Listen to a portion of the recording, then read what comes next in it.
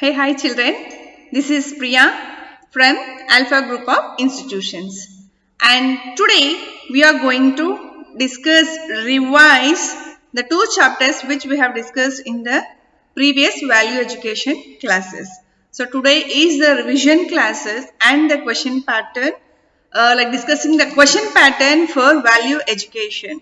So before entering into the revision part directly, let us see what are the syllabus for half yearly. And this is the value education book, children, for you 7th grade students. And the syllabus for this are chapter 1 and invaluable gift of love, and chapter 2 Savitri and Satyavan. Savitri and Satyavan. These two chapters are given for the half-yearly syllabus, and among these two lessons you will be getting questions for 10 marks. The pattern is given here. Okay, before entering discussing the pattern, let us discuss what are the two chapters about. The first chapter is an invaluable gift of love. An invaluable gift of love. I hope you all remember, children, that the story in and chapter 1 is what? This story is about Sneha, a 6-year-old girl. Sneha, a 6-year-old girl. This chapter is about that 6-year-old girl, Sneha.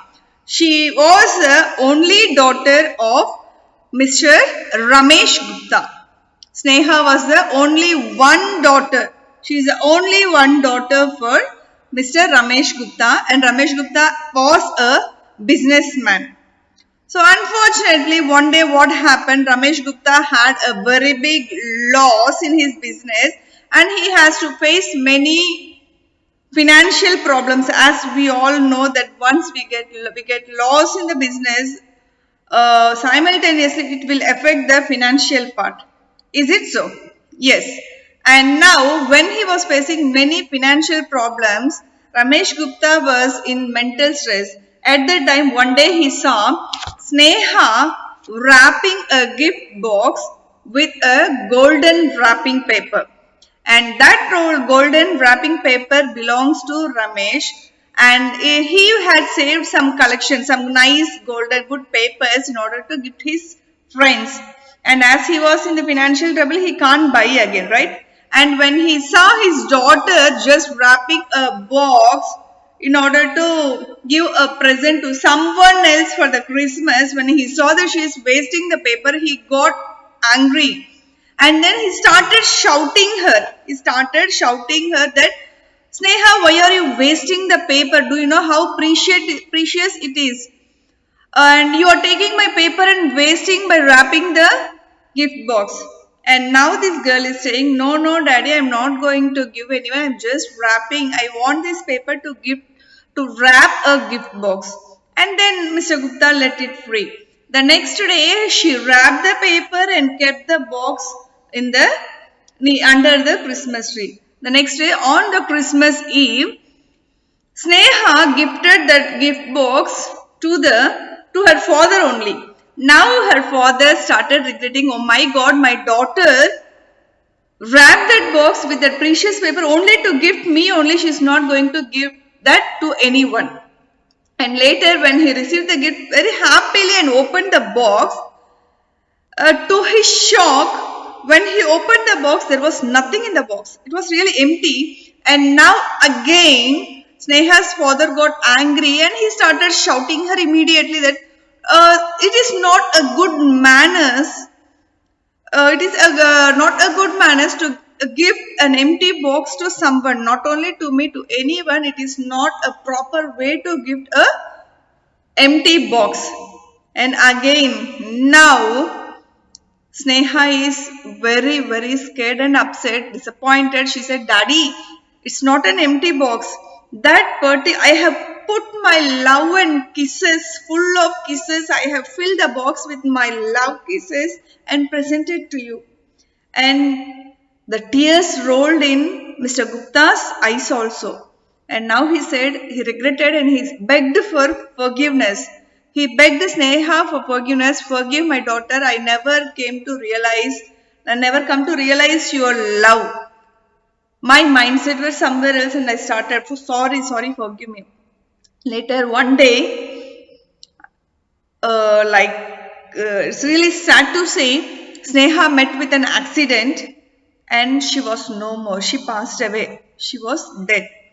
Now, as she was the only daughter for her father, his father felt alone. Nobody can console her father. He was really upset and he was not able to come out of her feelings, his feelings on Sneha. And one day when he was sitting idle and thinking about his daughter, suddenly he saw a box which she presented on that Christmas Eve with full of kisses, right? He presented that. And then he took that box and when he opened, he could feel that as if there were really his daughter's kisses in the box, those imaginary kisses. So from that day onwards, whenever he felt very sad and discouraged, or when he felt down, immediately he used to open that box and he used to get those imaginary kisses of his daughter. He used to keep that box on his bed only beside him every day. Like that, he used to spend his rest of his life with that box, which was presented by his daughter Sneha. And children, here let me see, love and kisses, unconditional love and kisses from our children. Everything is gifted for us. The love and kisses are really unconditional and it is a gift of God for our children, for us, family members, friends, and also for the God. And there is no possession anyone could hold which is more precious than love. Here also some of the lines in the textbook, in the last lines. Love is most precious gift for every human being in this world, and we can buy all things, but we cannot buy true love. It is invaluable. It cannot be substituted by wealth. And that is why the chapter's title is An Invaluable Gift of Love. Okay, children? And now coming to the second chapter. What is this second chapter is about? Savitri and Satyavan. Savitri and Satyavan is about the story of Savitri. Savitri is a princess of Madra and she is the daughter of Ashwapati and Malavi. Savitri's father's name is Ashwapati and her mother's name is Malavi. And Savitri grew up when she attended her age to marriage. Her father was speaking about her marriage ideas and all. Okay, and now one day when Savitri was on the way to a holy place like a temple or something else, when she was on the way she saw a person, a handsome man, and she fell in love with him in the first sight. And she decided she want to marry that person only. And she came and after a few days she came to know that that particular person's name is Satyavan and he is a farmer. But with no regrets, Savitri went and discussed about her proposal with her father. And Savitri's father did not agree because that man is a very poor man and he was really sad and he didn't accept his daughter's love on Satyavan as he was very poor. But Savitri was very strong and she said that she decided that she want to marry that person, Satyavan, and she don't want to give up that. And immediately Narada appeared and he said, Dear Savitri, you cannot marry him. And I cannot tell you the reason also. Now Savitri is pleasing Narada. She is requesting Narada to tell the reason why she can't marry Satyavan. Because she is having more money and she can adopt herself to live with a poor man. Then now Narada is saying that he has a fate. He has a fate or he has a curse, like Satyavan is having a curse that the day from which he gets married, within 1 year he will die. Within 1 year from the date of his marriage, Satyavan will die. So what is the use of marrying Satyavan as he will die? And his parents, both mother and father, were also blind. So how can you survive? You are a princess of a kingdom. The Satyavan will no longer live after 1 year, and both his parents were also helpless and they were blind. But she said that I'm not at all scared about his death, because before that itself I have given my heart to him and I'm sure that I will marry him. Now, with no option, Savitri's father accepted her wish and gave her daughter to Satyavan. Now, Savitri and Satyavan got married, and Savitri shifted herself to the small house in the forest and started living a normal family, a poor family based things with Satyavan. But she forgot everything. She left everything, all the treasures and pleasures what she got received from the palace. She forgot everything, but she didn't forget the date of her marriage, because from counting from that day, after 1 year, her husband will die, right? Now, 1 year had completed, and that day is the last day in that year. And when her husband Satyavan went to collect some woods for house, fruits and woods, now here Savitri, she requested her father-in-law and mother-in-law, that she need to accompany her husband to go to the forest, because she is afraid, because it is a last day.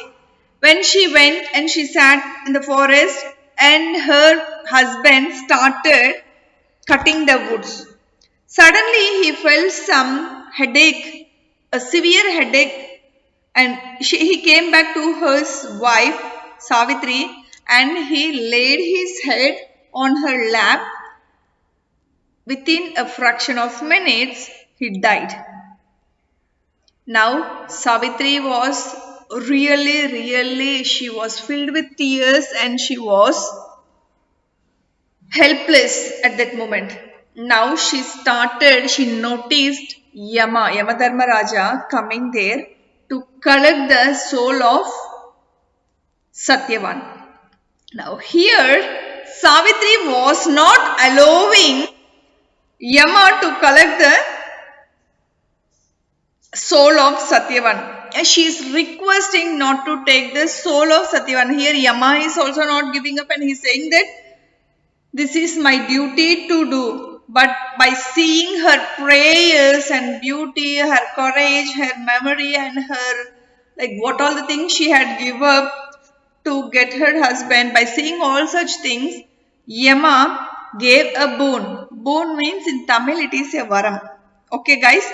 He said, I will give you one boon. You can ask anything, whatever you need, except your husband's life. He kept a condition there. Now Savitri accepted that. Please give the eyesight for my father-in-law and mother-in-law, as they both were blind and they both were helpless. Please give eyesight for my father-in-law and mother-in-law. And now our Yama is saying, okay, granted. Okay, granted, be it so. He granted the boon, but he said, be it so. Take the boon, but you stop following me. Because he already collected the soul of Satyavan, but this lady is not leaving the Yama. She is following him and requesting. Yama is saying that, okay, I have granted the eyesight for your father-in-law and mother-in-law. Now stop following me, okay. But here Savitri did not stop. She again started following Yama. Again Yama stopped, and again I told you not to follow me. I have given you boon. Then why you are following me again? Now Savitri is saying, No, no, no, I still had a request. Have a request. Now, am I saying, okay, okay, I will give you another boon. Whatever you need, you can ask, except your husband's life. Now, Savitri is asking, like, what do you want to need? Now she is requesting, please give my father-in-law, because once upon a time her father-in-law was a king, someone had grabbed it. And now she is asking, please give my father-in-law's kingdom back to him so that he will become a former like king as he is in the past. And now again Yama accepted and granted the boon. Okay, be it so. Let your father-in-law get the kingdom back. Now your boon is completed. Again, don't follow me hereafter. Now again Savitri is going back and follow him. Now Yama also confused. Why again? Why again and again you are coming and following me back again? What do you want, Savitri? Now, Savitri is saying, so this is the last boon I am going to give you. You must not follow me again. I can't tolerate you. This is the third one and the last one which you want to ask only for yourself, not for your mother-in-law or father-in-law, for anyone else. This last boon is only for you. You have to ask, and hereafter with this last boon you must not follow me. And now Savitri is asking, please grant me to have 100 sons. 100 sons? Already Yama is frustrated because she was not allowing him, right? Then he said, okay, be it so. He granted. Now, I have granted all the 3 wishes for you. Now you don't follow me, he said. Again, she is following him. Now again, I have given all the 3 boons, and then why you are still following me, he said. Now Savitri is asking, Mr. Yama, you have given the last wish, you have granted the last wish for me to have 100 sons. But without my husband, how can I have sons? She asked. And here Yama got struck because as he was tensed because she was following him and continuously asking something and something for her husband's life and all, he was always confused. Once she played a trick to get her husband's life, without thinking anything, he granted the boon. Now Yama is locked. So because of her dedication, because of her prayers, because of her love on her husband, and because of her courage and like what her intelligence, Yama was pleased, and in that rope he will be having the souls of the persons, right? And he released the soul of Satyavan. From that day onwards, Savitri and Satyavan started living a happy life with the eyesight of her father-in-law and mother-in-law, and they received the kingdom back also. And then Satyavan don't know what had happened. When he opened his eyes and he is asking, why you didn't woke up? I had fallen asleep. I slept for a long time, Savitri. Why you didn't wake me up? He was just asking. He don't know that he was dead, and all this fight, what has happened, what all the things happened between Yama and Savitri. But after some days, very soon, he came to know what has happened and how he got his life back and how they received their kingdom back and how his father and mother got the eyesight back. Everything he realized and started giving more respect to Savitri and started leading a very happy life at the end, as usual, a happy ending. So this is the story of the Savitri and Satyavan. So I had quickly summarized both chapter 1 and chapter 2. Isn't it, children? Now this is the question pattern. The question paper is for 10 marks. Tick the right answer. Multiple choice questions will be given 6 questions. Each one carries half marks, so 3 marks. True or false will be given. 6 questions will be given. Each one carries half marks, so the 3 marks. And Roman number 3, fill in the blanks. 4 questions will be given. Each one carries 1 marks. Total 4 marks. Overall, the question paper is for 10 marks. Hope you will do the exam well and gain the full marks. Okay, children. With this, the revision session and the question pattern discussion is over. Thank you, children, for being with me. Thanks a lot. And this is Priya from Alpha International CBSE School and Alpha Group of Institutions. Thank you, guys.